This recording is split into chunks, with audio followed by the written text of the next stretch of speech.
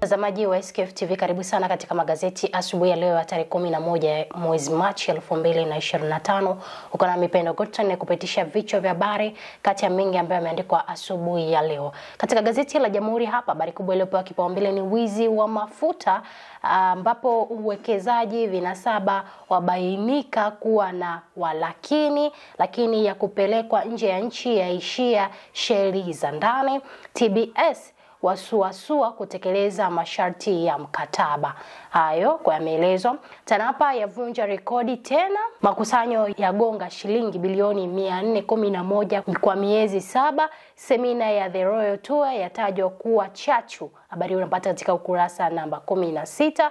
Lakini sheria chanzo cha migogoro ya mirathi, habari unapata katika ukurasa namba 4 katika gazeti hili la Jamhuri. Gazeti la Mwananchi hapa, habari kubwa iliyopewa kipaumbele ni watoto wa Sarungi wamzika kinamna. Maria na ndugu zake waliopo nje ya nchi, yeye asema sababu za kiusalama zimemkwamisha Lissu. Jaji Warioba Zito wamuelezea kiundani Profesa Sarungi, alama zake Moi, klabu ya Simba za kumbuko, wadau washauri. Habari hii unapata katika ukurasa namba 4 ambapo jana mzee wetu alipumzishwa.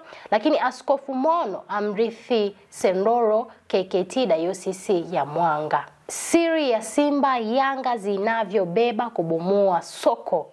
Siri nyuma ya ununuzi wa umeme kutoka Ethiopia. Hayo yameandikwa pia katika gazeti hili la Mwananchi. Gazeti la Nipashe, Mwanga wa Jamii, Lissu mkakati wetu huu hapa. Agusia matamanio yake kufuatia madisi msajili wa vyama. Habari unapata katika ukurasa namba 4.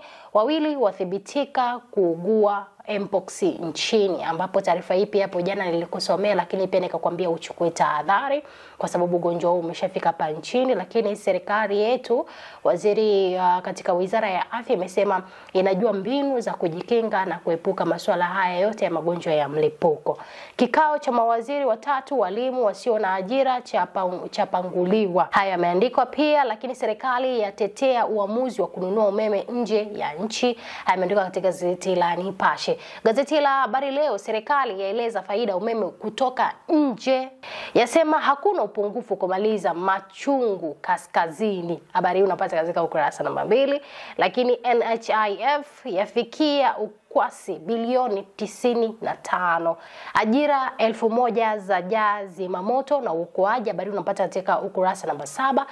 Katika gazeti la Majira hapa, Mramba anika faida za kuuziana umeme, asisitiza kununua umeme kwa mikoa ya kaskazini kuna manufaa kwa mikoa husika, afafanua zaidi mradi wa TAZA. Habari hii unapata katika ukurasa namba 4. Mrithi wa Askofu Daktari Sendoro Dayosisi ya Mwanga apatikana. Habari unapata katika ukurasa namba 4. Vyama vya CCM Chadema vyafanya vikao Dodoma. Habari unapata katika ukurasa namba 3. Gazeti la Uhuru, ukweli daima, hapa amesema Tanzania ina umeme mwingi kabisa, ambapo ni kauli ya katibu mkuu wa Wizara ya Nishati, asema pia inaweza kuuza nje. Ametaja sababu za kununua Ethiopia kwa matumizi ya kanda ya kaskazini. Habari unapata katika ukurasa namba 2. Haya yameandikwa katika gazeti la Uhuru.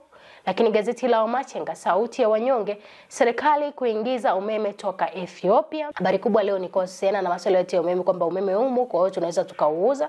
Lakini Chalamila atua somo kifo cha Profesa Sarungi, yameelezwa pia katika gazeti la Wamachinga. Gazeti la Jamvi la Habari hapa anasema Mramba afafanua chanzo cha suluhu yake. Mramba afafanua chanzo suluhu yake. Lakini ugonjwa wa mpox waingia nchini. Habari unapata katika ukurasa namba 3. Daktari Samia, Tanzania imetekeleza malengo 17 ya maendeleo endelevu.